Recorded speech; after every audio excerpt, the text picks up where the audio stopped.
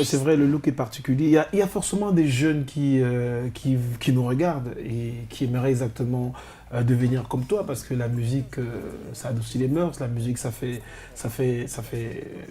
volatiliser, ça fait libérer les personnes. Il y a des jeunes. Et comment faire donc pour être comme Fatal et Bodé, par exemple? Bon, dans le processus du développement personnel, n'est pas, ce n'est pas très salutaire d'être comme quelqu'un. Ouais. C'est toujours très salutaire d'être soi-même à la base, même si on ne peut pas évoluer, l'intérieur de soi ne peut qu'évoluer avec un peu aussi, avec la contribution de l'extérieur. Ouais. Mais je ne veux pas que quelqu'un soit comme moi. Si c'est le cas, je dis déjà bravo à la personne parce que la personne va se cogner la tête comme pas deux. Si la personne a des gants pour bien se battre avec la vie, ce sera super aussi.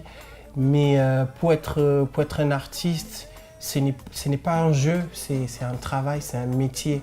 Donc quand tu décides de devenir un artiste, il faut déjà connaître les rouages, il faut se focaliser uniquement sur sa création et puis laisser le reste à ceux qui veulent bien s'en occuper. C'est-à-dire en quelque sorte se couper du monde pour créer et être très sérieux, avoir une méthode de travail, Oui.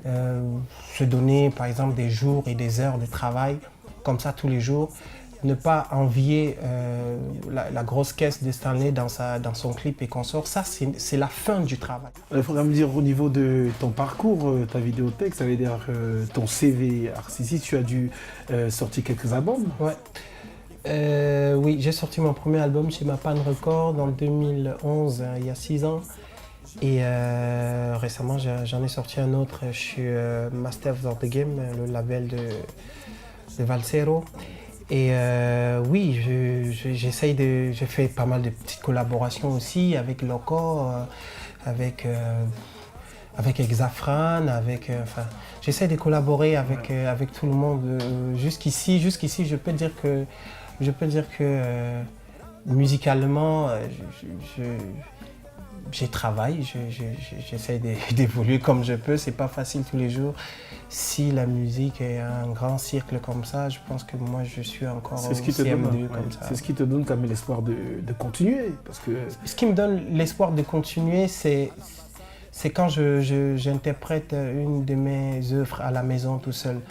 Parce que chaque œuvre qu'un artiste pond est comme un enfant qu'une mère a mis au monde. Oui. Et du coup, quand tu veux abandonner l'enfant, tu regardes ses yeux, tu vois, comment est-ce qu'il est vêtu, tu vois, ça te donne un pincement dans le cœur et tu peux pas forcément Quel partir. est le titre que tu interprètes souvent à la maison et qui te donne ce pincement de ne pas abandonner? Tu peux nous sortir ce titre-là actuellement? Dites à ma fille que mon amour pour elle est très intensif. C'est juste que je suis très tendu et impulsif. C'est dur ici et mon cœur aussi s'endurcit ces jours-ci. Dites-lui que je l'aime, que son sourire et son visage ont envahi mes pensées, qu'elle est la seule à pouvoir les penser. C'est juste que ce soir-là, j'étais avec André et Nicolas quand on a aperçu cette Prado. Je ne sais même pas ce qu'elle foutait là. En propre, on voulait se l'approprier, mais soudain a surgi le proprio pour pas qu'il crie « Oh !» On l'a saigné comme un porc, le salaud. C'est des textes que quand je fais... voilà. Merci. Quand je fais, c'est mes premiers textes en l'occurrence. C'est l'un de mes premiers textes. Quand je le déclame, je suis très... enfin, je me dis, ouais, je me dis ça, je peux pas laisser ça. Et ça, c'est un texte là, mais j'en ai encore d'autres dans le rap et consorts. C'est des choses... Je peux pas, aujourd'hui c'est impossible. Si je laisse tomber la musique, je ne vais rien faire de bon dans ma vie, ça c'est clair quoi.